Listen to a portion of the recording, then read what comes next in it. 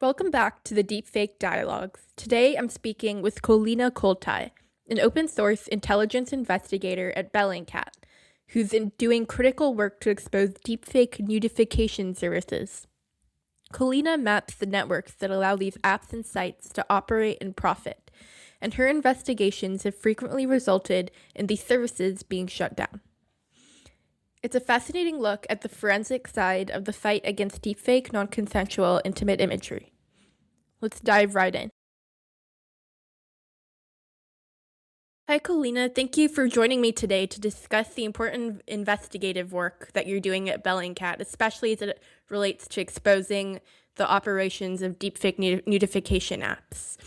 Yeah, thanks for having me. I don't want to say it sounds bad maybe to say that I enjoy talking about this topic, but I think it's a really important topic. And so I will keep talking about it. I am happy to talk your ear off about it. Yeah, so can you start by telling us a bit more about Bellingcat and your role there? So you're an open source intelligence investigator. Can you explain what that means for people who may be unfamiliar? Yeah, there's like a short answer and a long answer to this. So I'm at Bellingcat, which is an open source based investigative outlet. We are a nonprofit that's based out of the Netherlands, but I am based in the US. So I have colleagues, we're all distributed across the planet. What open source means, and that can come with a lot of baggage sometimes at open source. So sometimes we can call it digital investigations or digital forensics. There's a lot of different terms for it. But the simplest way that I try to like explain what it means is that we rely on things that would be considered information that's accessible to like anyone. So for some people, this could be like public records or social media data, business filings, you name it, things that are considered information that would be available to everyone. You could even think about the way that we do geolocation work, which is we're using stuff like satellite imagery or Google Maps, and everyone has access to Google Maps, Google Street View. And this is sometimes a little bit different than, excuse me, this is sometimes a little different than like traditional journalism, which often uses a blend of sort of first-hand account like sources. So you imagine people doing interviews and talking to people and getting their like accounts of what's happening on the ground. That's a really important, critical part of investigation. And oftentimes the best investigations do a combination of those like first-hand accounts and open source because they oftentimes will verify one another. But you can sometimes have one without the other. And so in our case, we really rely on open source as sort of our baseline. And then sometimes we also do additional investigative work via interviews and people in first-hand accounts. But you can imagine that, so I like to say that the work that we do is in theory available to anyone to do. You don't need special access to a particular person. You really kind of just need an internet. And if you have a credit card, even more so, because like fancy satellite imagery can sometimes come at a cost. But you can also get free satellite imagery, just as an example for some of my colleagues' work. So the type of investigations that I end up doing, because I sometimes call myself a journalist, a researcher, investigator, one of those. I also do trainings at Bellingcat to train people on how to do this.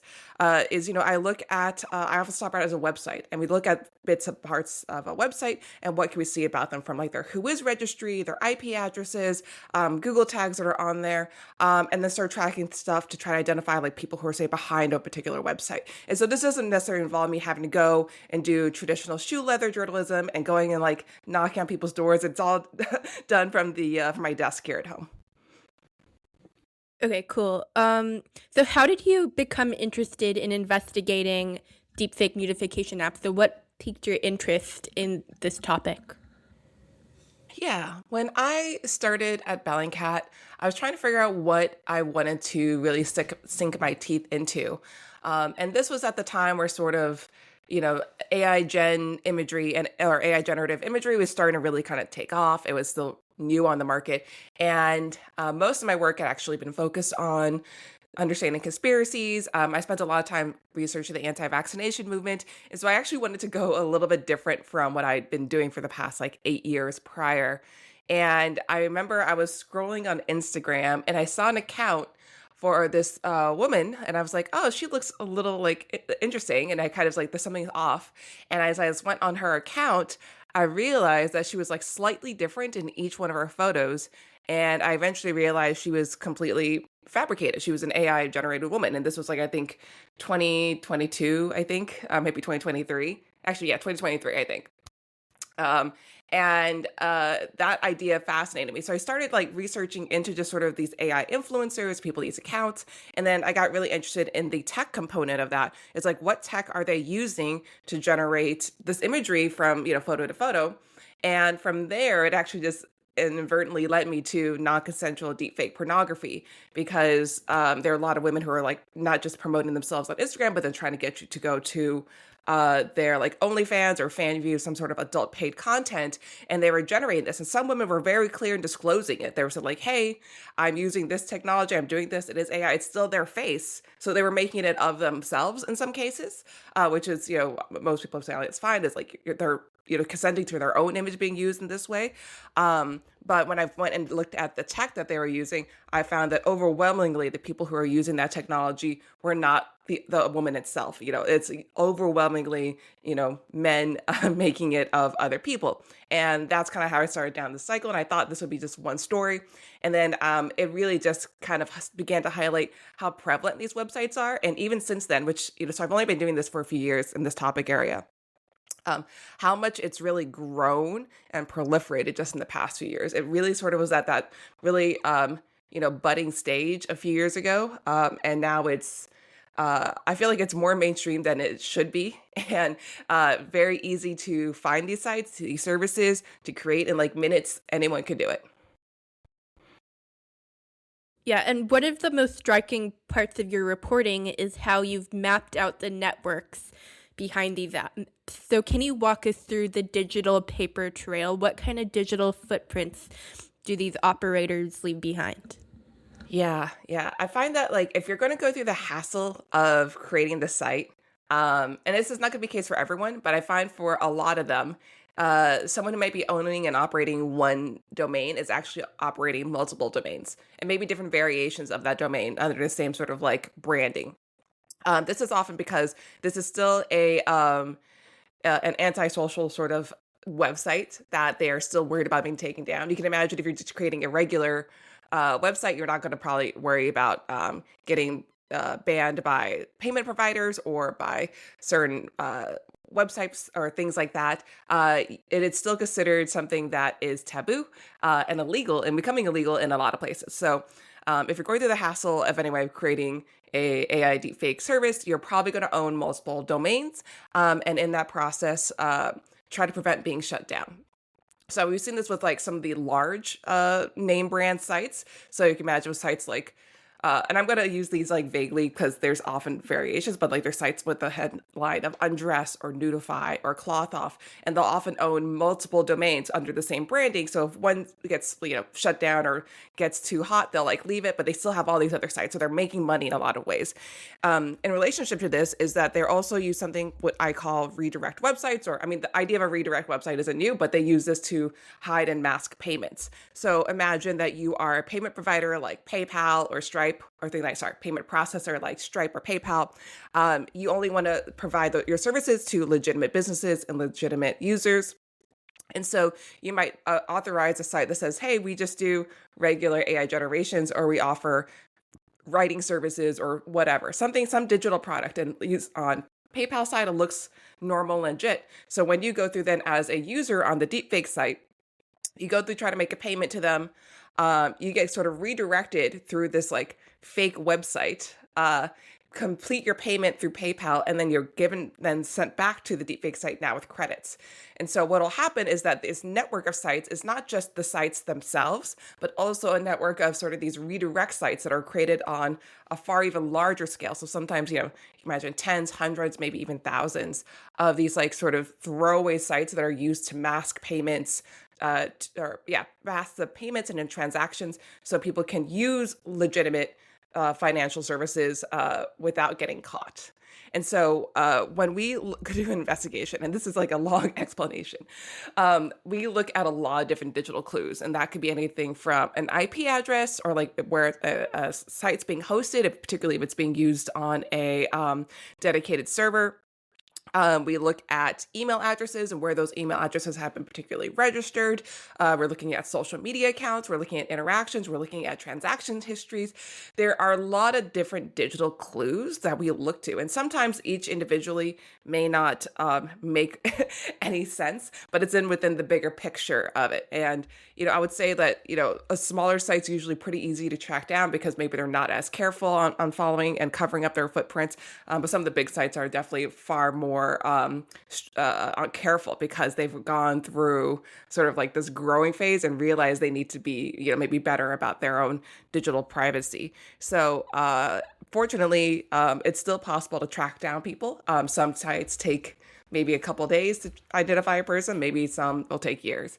But we look at lots and lots of clues and pieces to be able to try to identify without any sort of doubt. We had to find not just one piece of clue, we had to find a lot of pieces of clues to identify successfully who is like an owner or administrator or just affiliated with a site in some way. So you've highlighted that these aren't just isolated developers in basements, but often coordinated networks. How sophisticated are these operations? So some of these operations can be really highly sophisticated and some of them not as much. I've seen the wide gamut. I think, there is a range of operators in this space from, your ones or sites that are getting like millions and millions of visits per month. And those are going to be your much more highly sophisticated operations.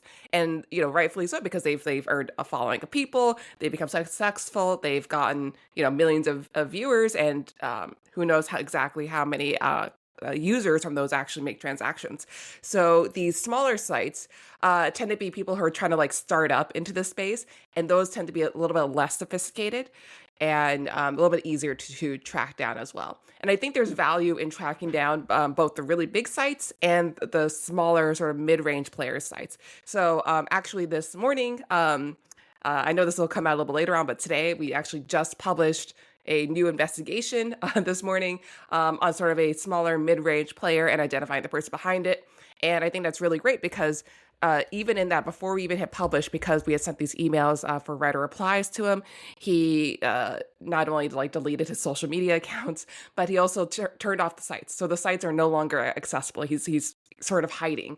And I think that's such an amazing sign of impact. So taking down these smaller sites, they're still doing immeasurable harm to women and to girls out there. And sometimes these smaller sites can be a little more dangerous than these big ones because these big ones have so many people on there. They might have slightly more stringent regulations on it. And I find these smaller sites, these players that go underneath the table, tend to sometimes have less restrictions, allow riskier content than sometimes these big ones. So the awful part of this conversation is that CSAM, which is child sexual abuse material, can be generated from these sites, and particularly these less regulated, smaller players will sometimes take part of that opportunity because they have less fear about being shut down or don't worry about having to satisfy a particular like payment processor or a thing like that.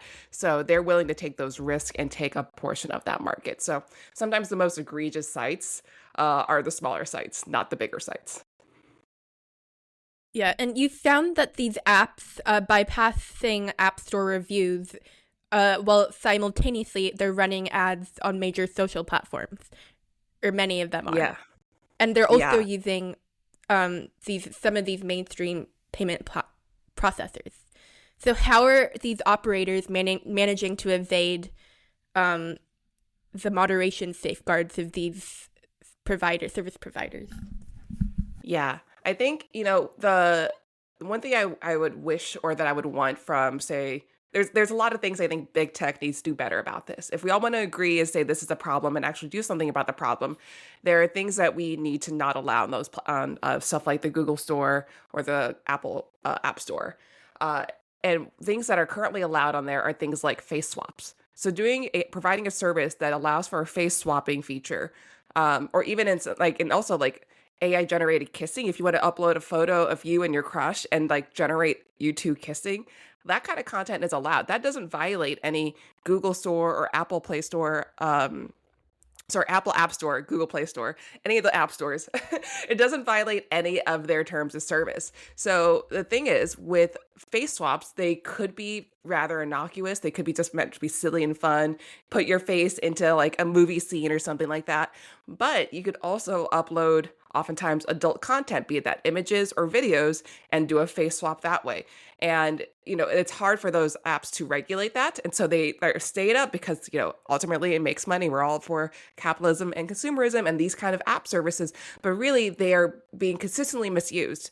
And in addition way, they can also just create sort of a fake. So in the case of one of the services I looked at, Crushmate, they offer sort of this like face swapping ability or these chat features. And they had this app in which they could also use to facilitate payments. But if you look at the app itself, you might think, though, this is rather benign. It's not really meant for this purposes, but they're using it to facilitate transactions. And so it's kind of being used as a redirect. So even though the app itself is not advertised as like a deepfake app, it could be used as like a chat app, or you're just talking to an AI girlfriend. They're also providing these side services through their website, not just through the app itself, but you're making payments through the app to facilitate that and working as a financial transaction. So I've personally have chatted with a few different people at some of the financial transaction companies themselves, and I'll say that like having talked to them, and I'm not going to name a specific person or company, but a lot of them do really genuinely care about getting this shut down. It's not like they're saying whatever. I do genuinely believe that the people who work at those companies, at least for the financial transaction ones, want to stop this. But I think it's a really, really difficult problem. And I think it takes a collective effort to really work towards this. Sometimes it'll take, say, multiple companies flagging email addresses or kinds of accounts across multiple providers. Say, hey, we flagged this person for violating this. Maybe you guys should too as well. And maybe communication that way. We could also think about pressure onto the web hosters themselves. So a lot of these websites don't when they get taken down, they're not often taken down by like a Cloudflare or a web hosting platform. They're actually taken down by the owner themselves. We saw this with both Mr. Deepfakes, one of the largest, or probably the largest, deepfake porn site that hosted celebrity deepfake content. And we saw this with the smaller site like deepfake porn and app and refaceporn.app, the sites that I just got taken down. Those sites were taken down by their owner, not by Cloudflare or whatever web hoster that they were using. And so we can pressure places just by like making sure those sites are inaccessible. That would make like a huge difference. And so I think there's lots of opportunity for big tech to come in and say, hey, this is just going to be considered unacceptable to us, and we're just not going to host that content. We're not going to facilitate that. We're going to like put a strong, even though we know like for face swaps, for example, we know that it's consistently being misused to create this kind of content. Maybe the fun benefit of face swapping your friends into movies is worth the sacrifice to prevent the ease of the more malicious use of face swap that's being used throughout the internet. Yeah. And you just said that payment processors, in your experience, have been receptive to like complaints about the deepfake content, like them profiting from that. And I'm actually curious, these other service providers, like you mentioned, the hosting companies, the Cloudflare, and even advertising, Google, Facebook, how receptive do you think they would be? Like, and I'm wondering, like, have people tried to report these platforms to these companies and just haven't been responsive? Or... Yeah. And, there's a difference too, because I think there's like individuals at a specific company that might feel one way, and then the company policies themselves. So being a person who's talked to individuals, and sometimes off the record, I do feel like there's individuals at all those companies that genuinely want to stop this. So I'll say that first. I will say that companies, with the exception of probably like web hosting companies, anytime we send like, say, a red reply, a message, or any of those are usually ignored. We don't even get a response. So I will say that is usually the case in those ones without naming specific ones. But whenever we have reached out to and I've done this multiple times, and to the point where like I don't even bother sending a message nowadays because I know that I'm not going to get a response. And particularly when we look at, there's like sites that'll say, just offer their services, and then sites like, to say, the nudifying services, for example, and there's these sites that do active hosting, and we can usually try to like hammer a web hoster because they in themselves are actively hosting deepfake pornography, not just like a site that provides the services. And even in those cases, they usually still like ignore us. I think at the big social media companies, so you can imagine the Meta, Instagram, Facebook. I don't know if I want to like wrap like Twitter or X into that, or and other social medias. But I think there are people there who individually want to be able to get that done. But I think, unfortunately, across social media platforms in general, trust and safety teams have been decimated, to flat out completely like removed, so that they don't almost like do not exist anymore. And the trust and safety individuals usually at these organizations are ones like who are pushing the frontiers of trying to like minimize like this content and get those kind of like accounts removed. Now, I think that there's great value in trust and safety, and a lot of trust and safety people in there. And, it's hard to say the difference between, say, like a company's policy and how well they enact that policy. So, you can imagine a platform like X having policies against like, non-consensual deepfake pornography, but how well that works in practice is another story. Because I know I've like reported it, like those accounts, and those accounts do not get taken down. So it's oftentimes, I think, just because a company has a policy doesn't mean they always follow through on that policy. And I think ultimately, there is a friction between doing trust and safety work well and making a profit, because you're inherently cutting off some of your funding stream through, say, paid ads that are, say, violating your policy. But it could be a financial incentive to allow those paid ads to be on there until you get too much heat for it, and then shut it down, and then you're cutting off that payment stream. Now, I'm not saying that's exactly what's happening, but because trust and safety to be done well takes money, it takes time, it takes resources, that doesn't always translate to an ROI to a company. I do think that there is a lot of backsliding that's happened at some of these big tech companies when it comes to this area, and that more work can be done. And that's not to say that the people there who do work on that aren't doing a good job. I think they are doing a good job. They're doing the best they can. But sometimes an individual at a company is not going to be enough to fix the whole problem on a like large, international social media platform. Yeah, and so currently, there's been in recent years a lot of legislation passed regarding this issue. It's starting to be taken more seriously now that it's become a big problem, and there's been a lot of pushback against it. Even in the U.S. with a Take It Down Act that criminalized like the sharing of deepfake porn content. Yeah, I'm wondering what you think about this legislation, and whether you think it's going to be effective in and also in as you previously stated, with these companies sort of not being incentivized to want to take down, in some cases, this content because it's affecting their profit like margins.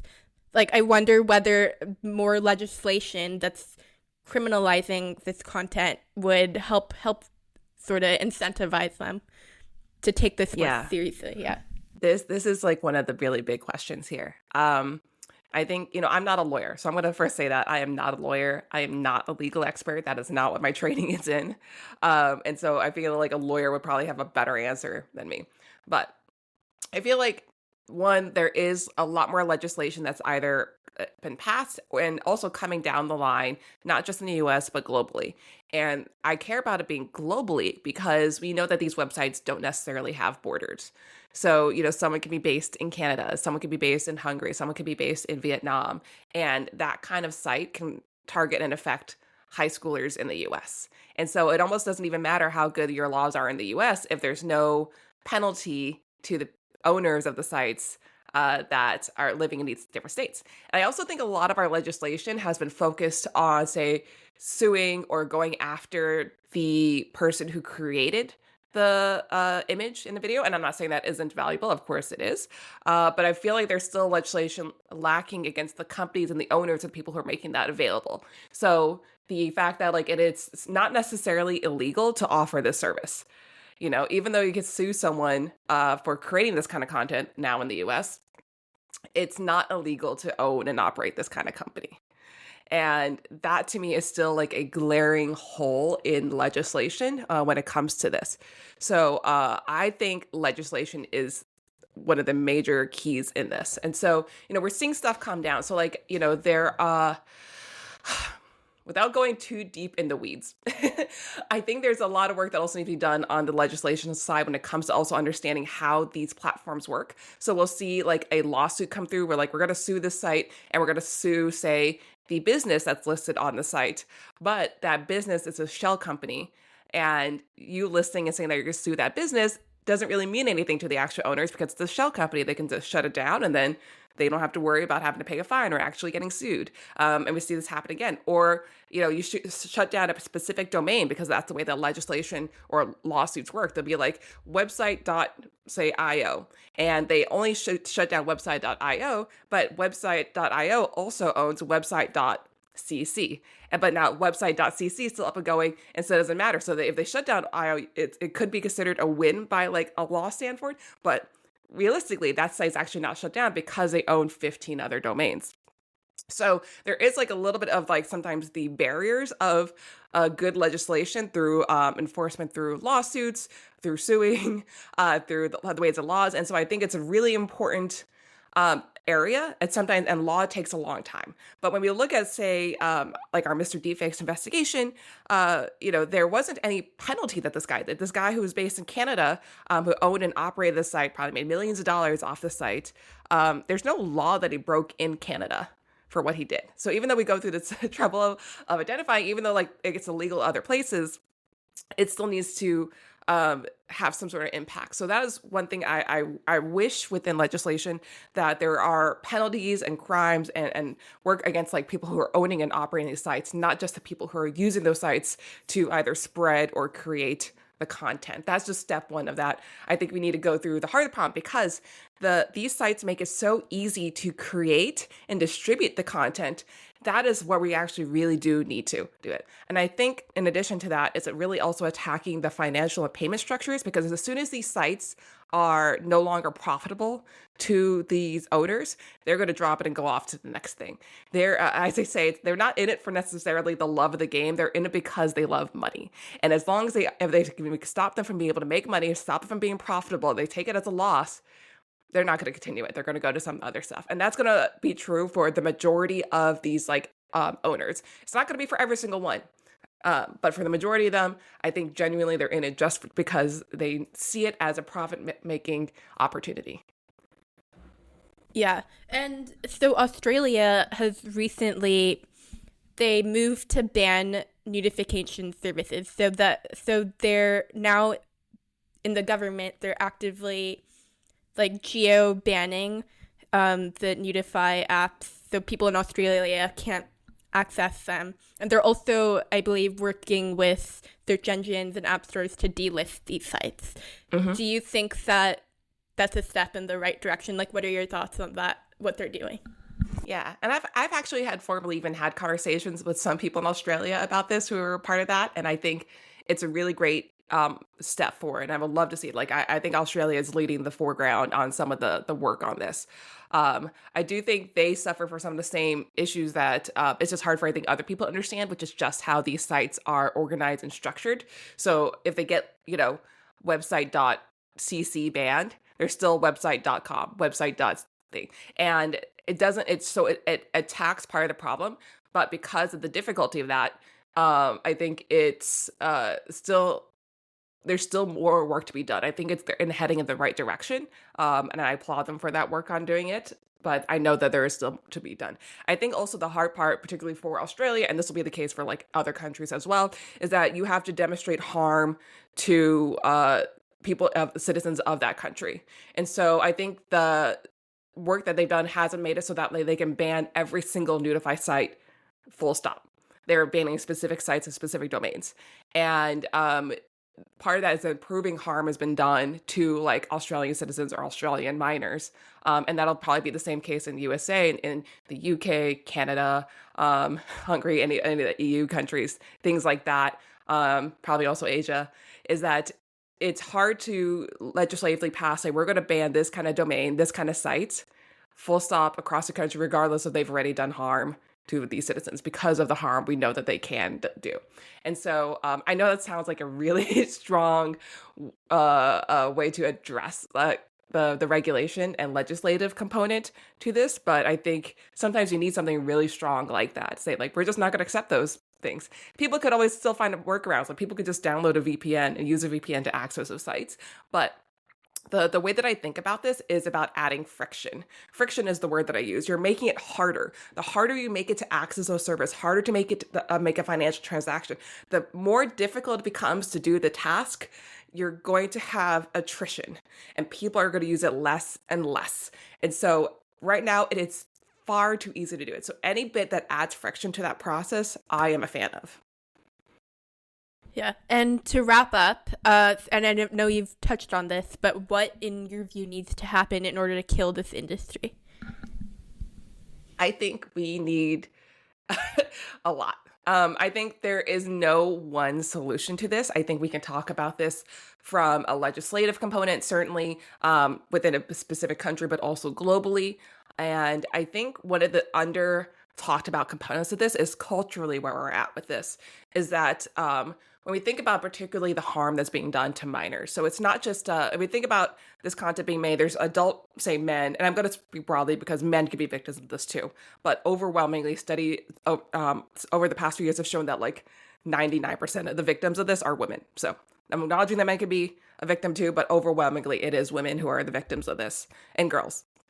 And so if we think about that being done, it's usually adult men who are making this of adult women, or you might imagine of adult men making this of underage girls. But a new component of this is underage boys making this of underage girls. And that is an under-discussed component, is that it's not always about, say, this perverted old man who's making this content. It's young boys making this of their classmates. And the question becomes, and how have we gone culturally to this point where so many young boys think this is an acceptable thing to have done? And it's not every single young boy, but it takes one child to do harm to many young girls. And so I think we need to address this not just from a law standpoint, but a cultural standpoint of how we've gone to the point of this is acceptable and what can we do? What interventions can we place now to help prevent this becoming normalized? Because we don't want this to become normalized. We don't want this to be part of the normative experience of growing up in the US or anywhere else in the world, that you have to worry about yourself or worry about your child having deep fake nudes of them being spread on social media or in a group chat. Not even on social media, it can be spread on like in a WhatsApp channel. And so I think that to me is an integral part of this conversation that's not going to be solved by just putting a law in place. Okay. Thank you, Kolina, for joining me. This is a really insightful conversation. Yeah, I'm happy to do it. If people have any additional questions or they want to look the work, please feel free to go to bellingcat.com. And I'm also on Blue Sky at koltai.bluesky, I think. You can find me. Just put in Kolina Koltai and I'll show up. Awesome. Thank you for listening to this episode of the Deepfake Dialogues. If you found this conversation insightful, please follow and leave us a review. It really helps get the word out. See you in the next episode.